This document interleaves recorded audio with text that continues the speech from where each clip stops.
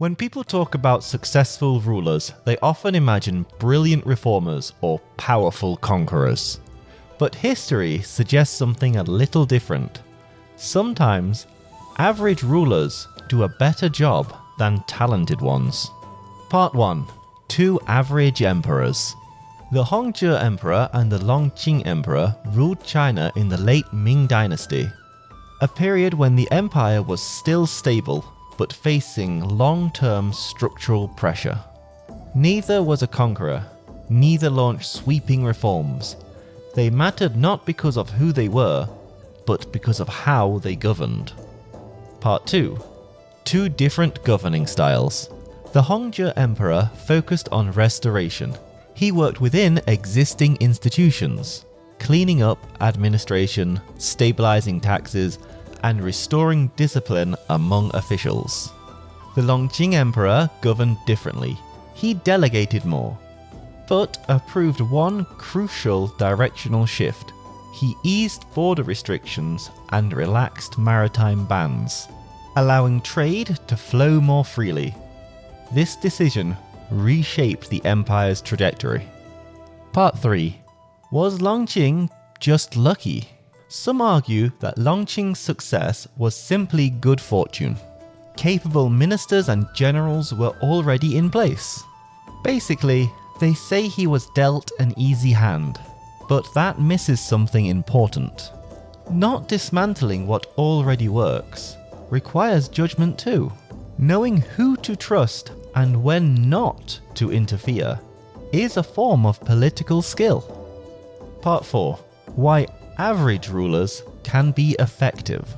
There's a common assumption that good governance requires exceptional talent, but history often shows the opposite.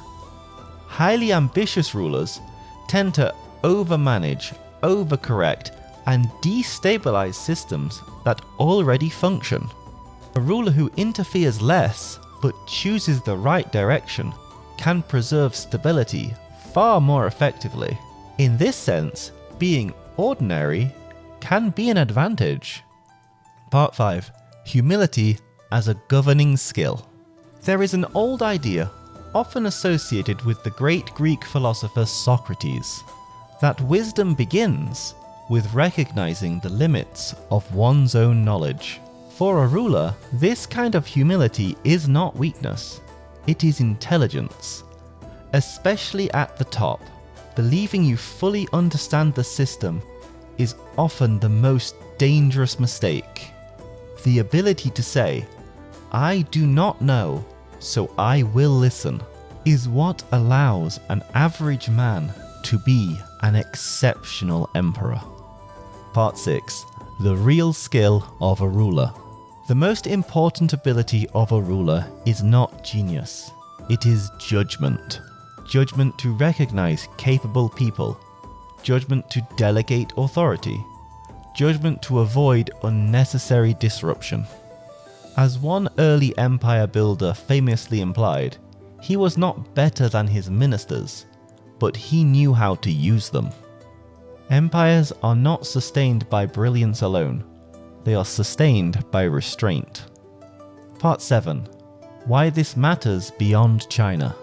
This isn't just a Chinese story.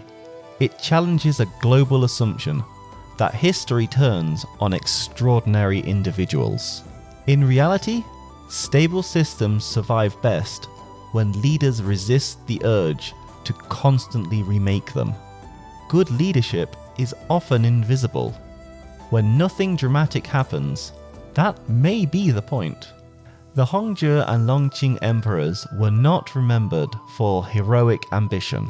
They were remembered because they didn't break what worked. Sometimes, the best thing a ruler can do is choose the right direction and then step aside.